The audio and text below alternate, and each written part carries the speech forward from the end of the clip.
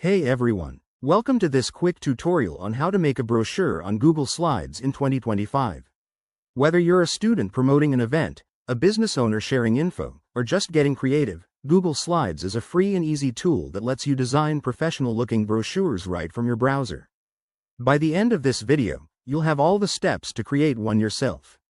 Let's jump right in. First, open Google Slides by going to slides.google.com or through your Google Drive.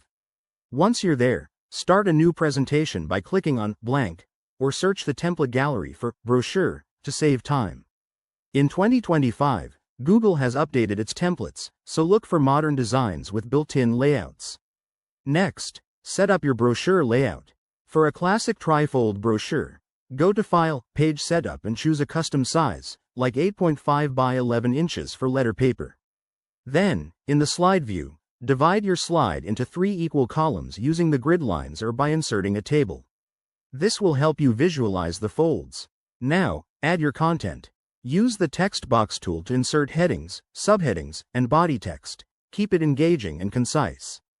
To make it visually appealing, go to Insert, Image to add photos, graphics, or even icons from the web.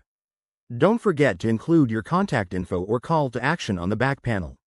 Customize everything to match your style. Head to Slide, Theme to pick a color scheme and font that pops.